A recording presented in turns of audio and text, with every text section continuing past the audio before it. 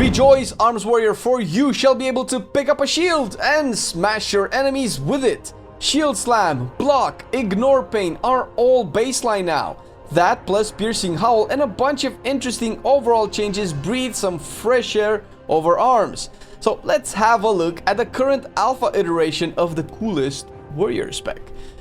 And not your fury, no. Go away.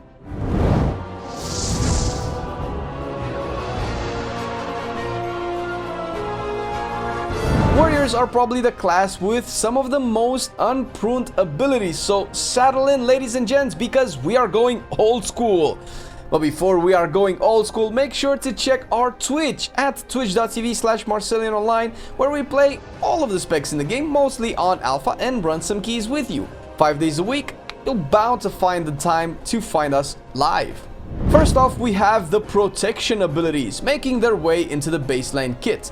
Intervene will get you a charge to a friendly target, intercepting melee and range attacks that they take for 6 seconds as long as they stay close within 10 yards.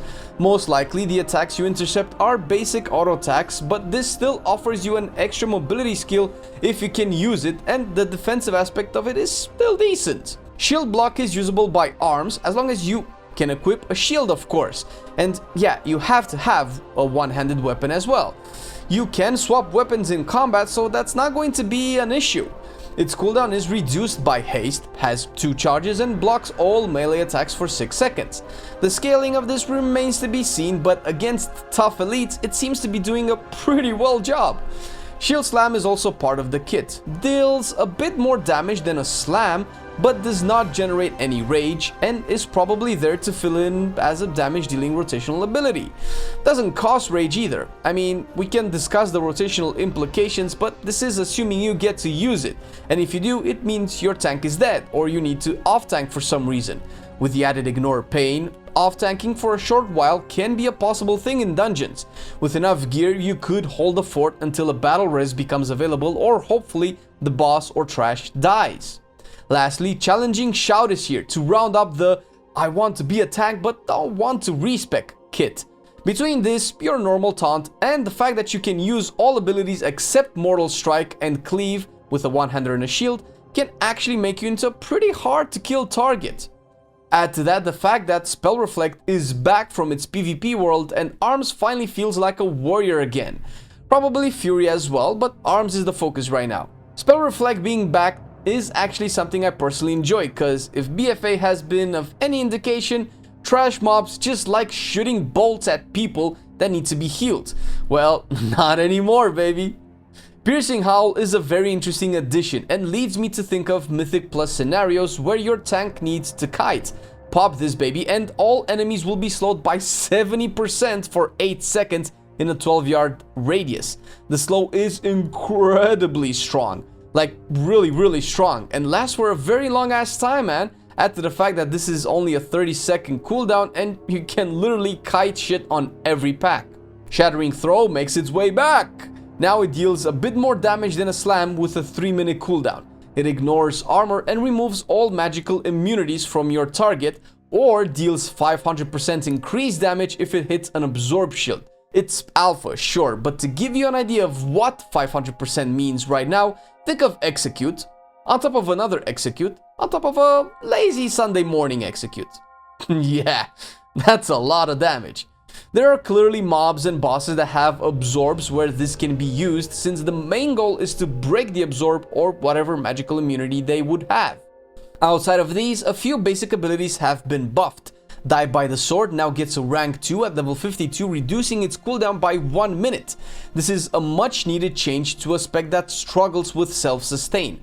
Already a pretty strong cooldown, this should make it more available, especially if you want to taunt a mob and start tanking it more often, which is something we know Havoc Demon Hunters have been doing with Blur, which is on a 1-minute cooldown, as opposed to the new 2 minutes of Die by the Sword.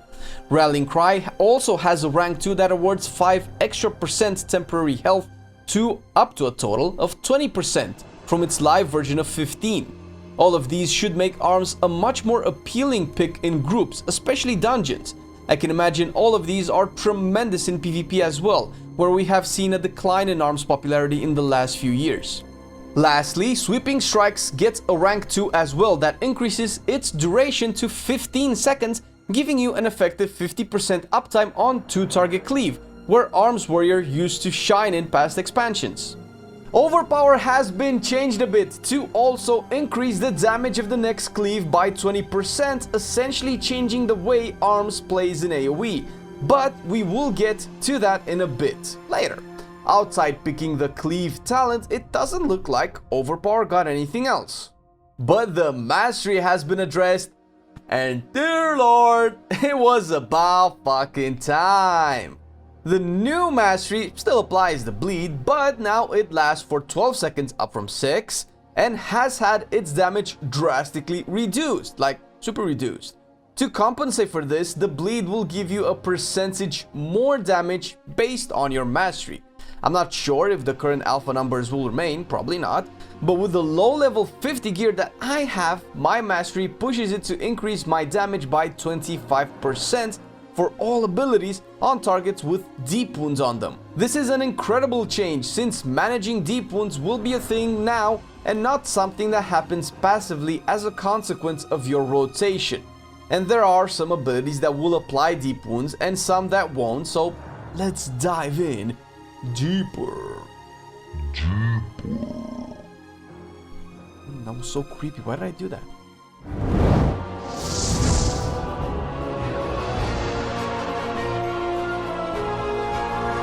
Currently, 3 Covenant abilities have been added to the game, and there's limited testing we were able to do with them.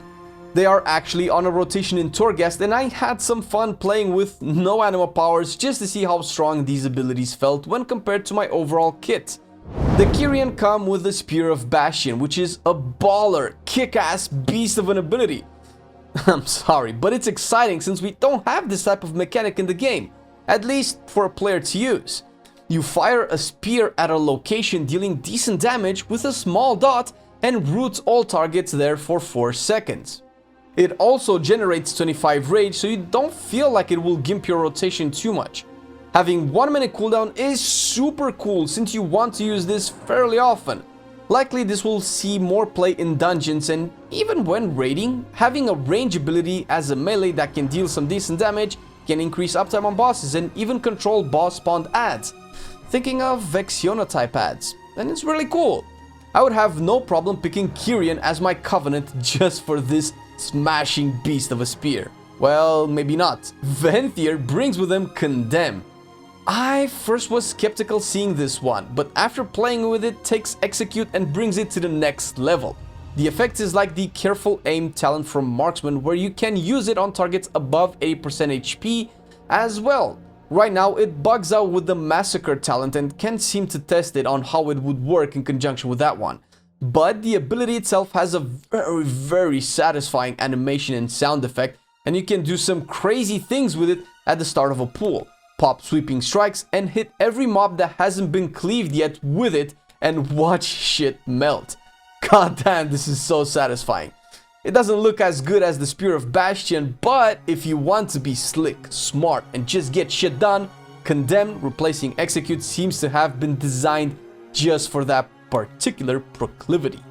The Night Fae Covenant from Ardenwold brings with it Ancient Aftershock. On a 1.5 minute cooldown, you slam the ground, dealing decent damage and stunning up to 5 targets for 1.5 seconds and dealing a dot damage every 2 seconds for 12 seconds, each tick giving you 6 rage in return. Warriors have been asking for Shockwave back, and this is the closest we will get, I suppose. It's nice that it deals damage and generates rage. The stun is fairly short though, and the damage is not impressive for a 1.5 minute cooldown. I suppose the fact that it functions way better in AoE can be a good thing, and it's already a pretty cool looking ability. Personally, I'm not a fan of mediocre-like abilities on a long cooldown. The rage gain needs to be tested outside of just questing, but with the loss of Test of Might, only anger management will favor rage consumption.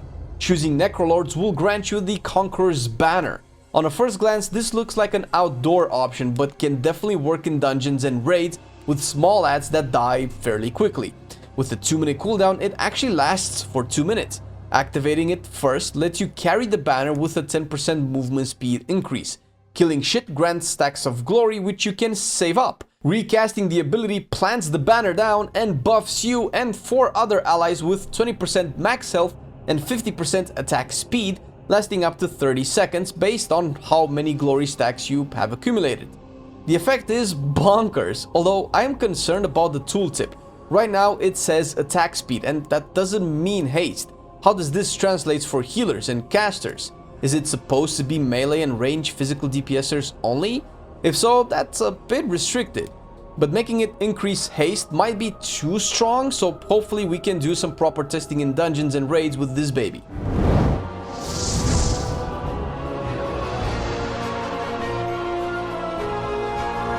A few talents have been changed, and hopefully this will bring some variety in terms of builds. Impending Victory has been buffed to give you 30% of your max health in healing, from the BFA version of 20%. This is coming very close to be a very appealing option in a lot of the content. The chunk of HP is incredible, and in a vacuum this ability almost fixes the entire arms issue of not having sustain. The cooldown reset upon killing targets can be a bit of a setback, but the fact that it can still be used without killing targets is the real core of this ability. Abusing the reset of this on small fry mobs almost invalidates the value of this, since Victory Rush can do that just as well. The main issue is it contests with Stormbolt and Double Time. With the advent of Intervene and some other sources of crowd control and utility, maybe the Shadowlands world of Arms Warriors might forgive them for picking this one. And really, if you feel like you are dying often, this now is a much better ability than before. The next major change is Cleave, and boy oh boy is the current iteration super cool. It has recently undergone a major change and now replaces Sweeping Strikes to give you an alternate way to tackle multiple targets. First of all, it will apply deep wounds on up to 5 enemies in front of you. The fact that it replaces Sweeping Strikes is the real deal here, because that means Mortal Strike will lose value in AoE, and now that the rotation is a bit more straightforward, where you just use empowered cleaves by overpower, ideally. Depends on how the numbers look. I'm not too sure how I feel about losing essentially 2 abilities from our AoE, Mortal Strike and Sweeping Strikes to be precise, but the rotation does make more sense now. Collateral damage received an overhaul. Now, once Sweeping Strike ends, Whirlwind will deal 25% more damage for each ability that successfully cleaved on a second target during its duration. The design feels great as a choice right now, giving a new twist to cleave fights, and even make it super interesting in larger fights, so you are not penalized for picking collateral in engagements with more than 2 targets. The damage seems a bit low from some initial testing, and it already competes with 2 very strong alternatives. It has potential with high levels of haste, but it still seems to be something niche, like really niche. Cleave, the ability, applies deep wounds to 5 targets, increasing all damage dealt to them, not just for 1 Whirlwind, and Warbreaker debuffs the entire group. It sounds like they want collateral to work in more than 2 target scenarios, but it still feels like it's only going to be good in 2 target scenarios. It's still early and hard. That's what she said, hey! She never says that. To tell, and numbers can always change. Hopefully, because this mechanic seems fun to play with. Deadly Calm has also been changed, right on schedule with every new expansion, I suppose. On a 1-minute cooldown still, this reduces the rage cost of your next 4 abilities by 100% and lasts 20 seconds. The change makes it better since you don't have to waste GCDs in its short window on things that don't cost rage, as you would on life. But now it increases your total amount of rage by 30 on top of all of that. It seems counterproductive with anger management that is a staple for arms, but on the other hand can work great in execute phases. Outside execute phases, so far arms doesn't seem to have rage problems, at least not enough for you to want to sacrifice In for the Kill or Avatar to get Deadly Calm. Dreadnought has had the Seismic Wave Azurite trait baked into it, making it a much more appealing pick in AoE, but lost the added 10% extra Mortal Strike damage. For reference, the damage the Seismic Wave is doing is around 16% less than a Whirlwind, but damage numbers can change a lot. If we were to judge it simply from that, with the added argument that you would be casting overpowers on cooldown, the damage gain can sway attention to it, but without proper simming, there's no real way to tell. Ravager has also been changed from its live version, and this time, it's pretty lit. It still replaces Bladestorm with a 1-minute cooldown. It also applies deep wounds and generates rage when it hits enemies up to a total of 8 enemies affected, because, you know, target cap and all. On top of all of this, it has a homing mechanic into it. What? Dude, it's hilarious. Your weapon just chases shit. Granted, the speed at which it moves is incredibly slow, but usually it's enough to stick to the targets when your tank has to slightly move or readjust the group or boss for better positioning. With the new change to deep wounds, this seems a very nice way to tackle AoE, and it completely transforms your damage profile into a 1-minute massive AoE burst. Massive, they balance the numbers, you know. At least in theory.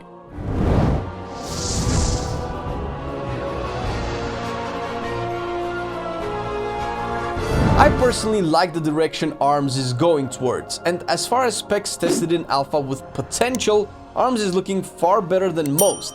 There are some ideal changes to it that the community, myself included, would like to see.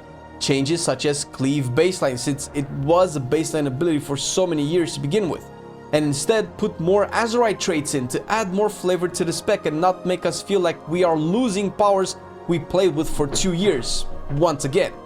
They did it with Dreadnought, they did it with other specs. I see no problem with adding more. Losing Test of Might is a big step down when it comes to the rotation.